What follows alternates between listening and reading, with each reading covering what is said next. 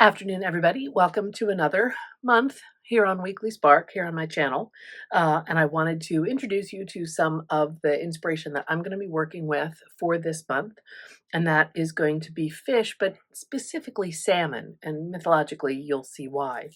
We know the salmon is such a symbol of determination, of, renewal and prosperity. You see the images of the salmon swimming upstream, making great, like 12-foot leaps, sometimes right into the waiting maw of a bear. But that homing instinct of theirs is really remarkable. They return to their birthplace to spawn, and the female salmon automatically die after they spawn, thousands of eggs.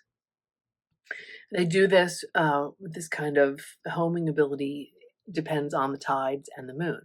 So automatically there's going to be a page I see forming in my head with a lot of waves and water and moon imagery. I found reference of an ancient carving of a salmon on an antler, and it dated back 18,000 years ago. It was found in Dordogne, France. Pardon my pronunciation. There are quite a lot of salmon references in Celtic mythology, in Welsh and in Irish. And so that's definitely where I get a lot of my inspiration. Saint Kentigern, patron saint of Glasgow, Scotland, retrieved the ring of the Queen of Cadzow. It was found in the belly of a salmon. I believe that saint is also known as Saint Mungo. In Irish myth specifically, there's the salmon of wisdom, and it was said to live in an underground pool, underground often being associated with the other world, and that pool was surrounded by 9 hazel trees, and those hazelnuts would drop into the water and feed the salmon. So this salmon of wisdom was said to contain all of the wisdom of the world and would imbue that to whoever caught it and ate it. I know, that's okay. And so I'm looking at references of name pronunciations. Finnegas the Bard caught the salmon and set it to cooking and set a young boy, Fionn McCumhail, to watch the fire. So he burned his thumb and went to suck his thumb to cool the burn and received the wisdom. So Finnegas is like, well, then just eat the fish and get the rest of the wisdom because I'm already out of luck. The salmon leap was also associated with the great Irish hero Chulain, who was said to be this huge battle leap that he could leap across and over his enemies. So, referencing the leap of the salmon. In Norse mythology, we'll come back to Wales in just a sec. In Norse mythology, Loki, the trickster god, had gone through quite a series of machinations to get Balder, the young god, killed. Actually killed by Hodor, the blind god that was Balder's brother. It was the worst scandal. And the gods were extremely angry at Loki. To escape the other gods and their wrath, he turned himself into a salmon. And the myth goes on to say that the body of a salmon tapers toward the back because that's where Thor grabbed a hold of it. In Welsh myth, the salmon of wisdom, that salmon of knowledge, is found in the tale of Culhwch and Olwen.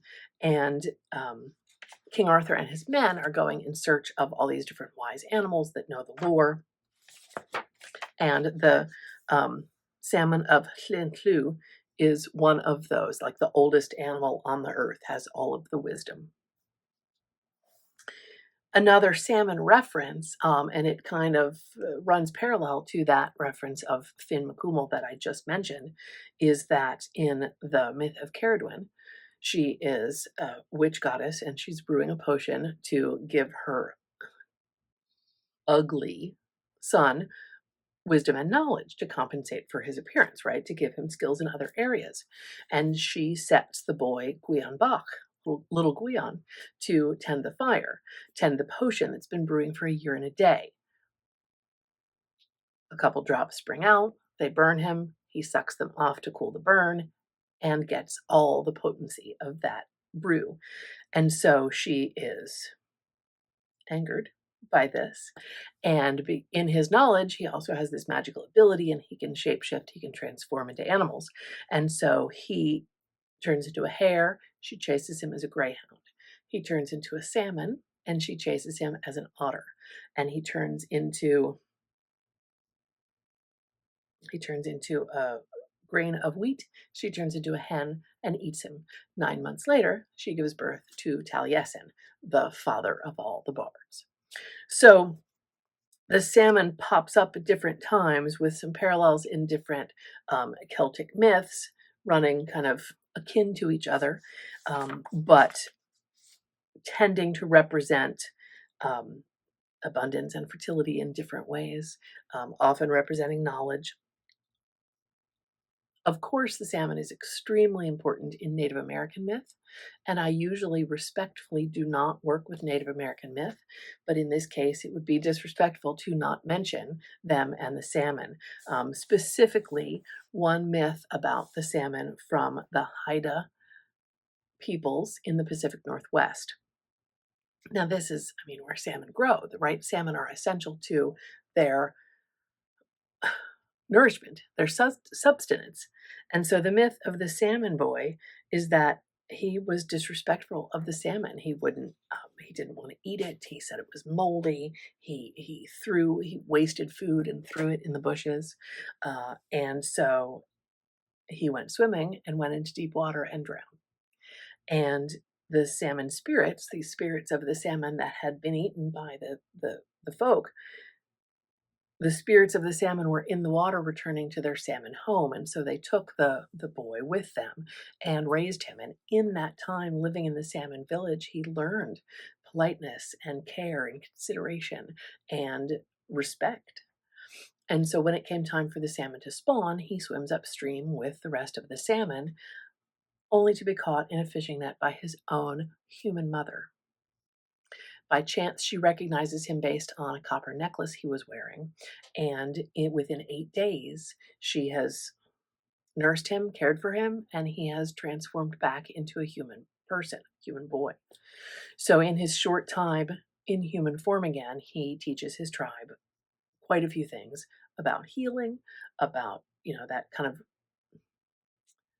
reconfirming their respect for the cycles of nature and whatnot, since they were already living in a cyclical way. And then when the salmon who were not caught, who spawned, the male salmon that remained alive, when they came back downstream, he saw an old salmon described as so old he was almost transparent and see-through. And he realized that salmon was bonded to his soul. So the former salmon boy shoots that salmon fish, and as the two elements of his soul were reunited, they both pass away. And so his remains are put in the water respectfully to return to the salmon home under the waves. That is an amazing myth that talks about the fundamental role the salmon plays in nourishing the people, but it also talks to regeneration and health and life and the cycles of life. And so I will respectfully probably reference some Haida art styles, the real black and red, bold, high contrast graphic styles. So those are some things coming up. I'm feeling like there might even be kind of just an abstract page to play where we do some marks with fish scales, or, red with black dots, or some things that just reference the fish itself. So we'll see where that takes us. So hopefully this gives you some knowledge from the salmon of wisdom, salmon of knowledge.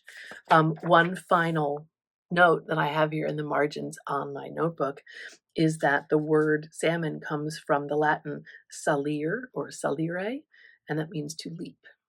So that feels very appropriate with what that salmon is known for in that homing mechanism to complete its life cycle. So stay tuned for weekly Spark episodes working with a slightly fishy theme or seeing what scale I work on. Yes, pun intended. I'm going to try and do some in advance because August is a busy month for me with some work and some travel. And so we'll see how that goes. As always, I would love to have you subscribe or give this a thumbs up. Stay tuned to see what comes later on this month in future episodes of Weekly Spark. See you soon. Thanks. Bye.